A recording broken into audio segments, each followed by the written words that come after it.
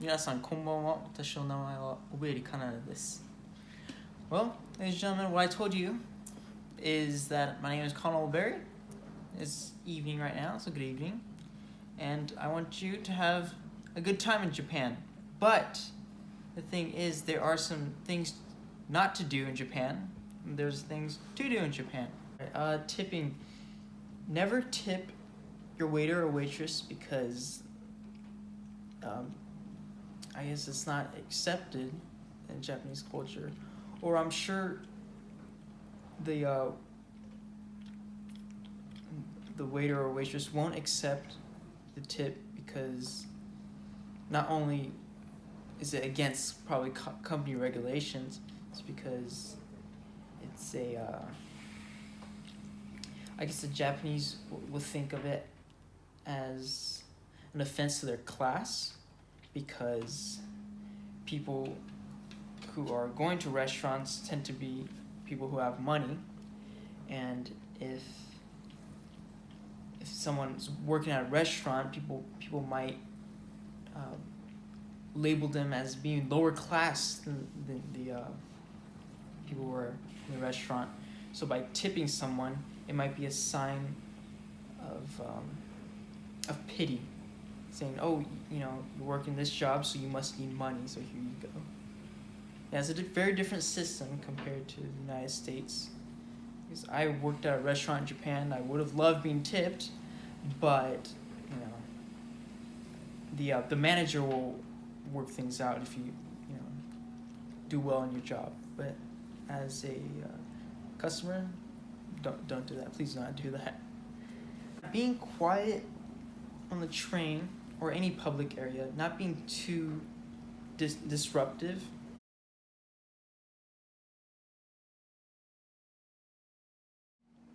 A good example of being disruptive is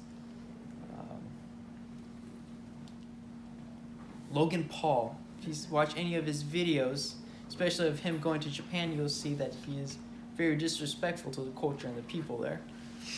If you're having trouble for directions or anything, Japanese people tend to be helpful, and they'll most likely know English, especially at restaurants or train stations or any touristy area. Talking on a train is obviously legal and acceptable, but listening to loud music or eating food will be disrespectful to people, because usually people go on the train to go to work or come back from work. Pointing at someone was definitely disrespectful. Even here, it's disrespectful. Pointing? Yeah. Especially if it's an outsider, not being rude or anything, but if it's someone who's a tourist and they're pointing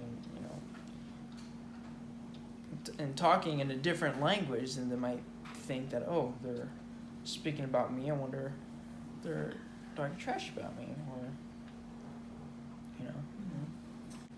But I'm sorry to say this, but you might be pointed at, or people might give you weird looks because, well, depending on where you are, some Japanese people may not be used to tourists, so that's definitely something to not take offense of. There will be people who want to take pictures of them. They might think that you guys are celebrities. One thing that many tourists do that go to Japan is take pictures in traditional kimono. And maybe a couple words in Japanese will help and make things less awkward.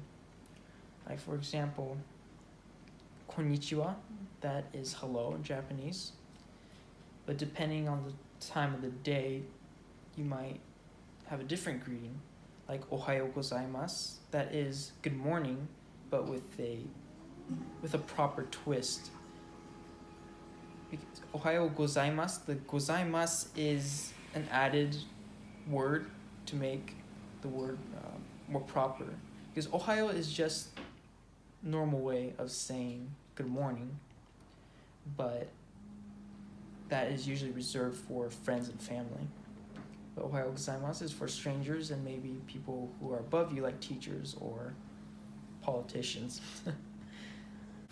And good evening is konbanwa.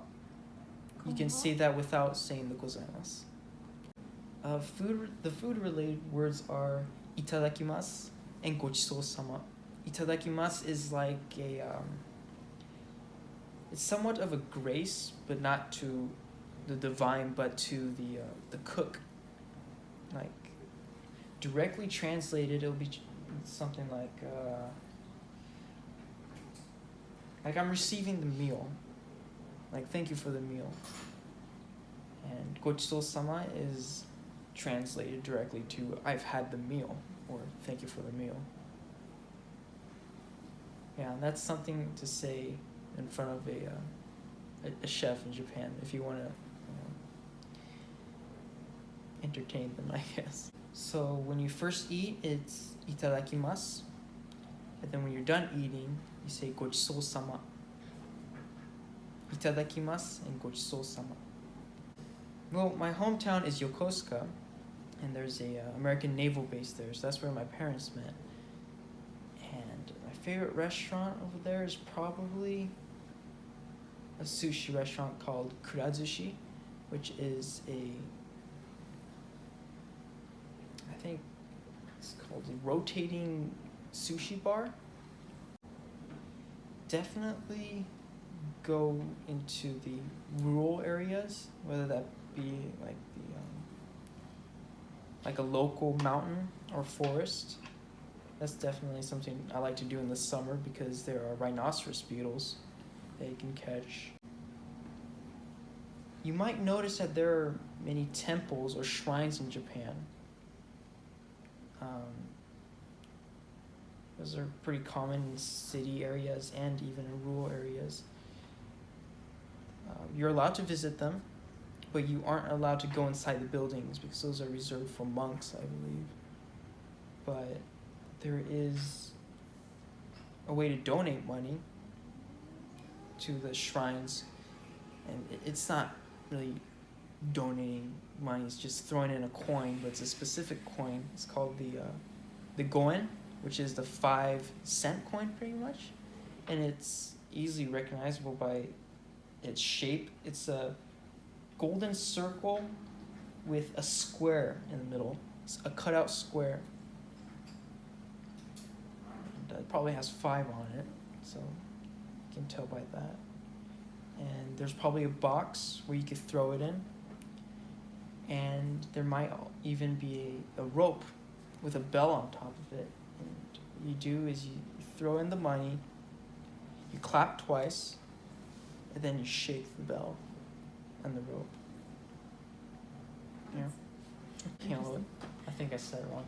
You throw in the coin, and then you shake the rope with the bell on it a couple times, and then you clap twice. Cool. Yeah. There's probably someone who will teach you. And definitely visit Tokyo. If you can, go to the Tokyo Skytree, which is probably the tallest skyscraper there. It was built in, I think, 2010. And there's another tower called the Tokyo Tower, which has been a radio beacon since the 60s, and it's definitely a landmark. You can recognize it by its familiar or similar shape to the Eiffel Tower.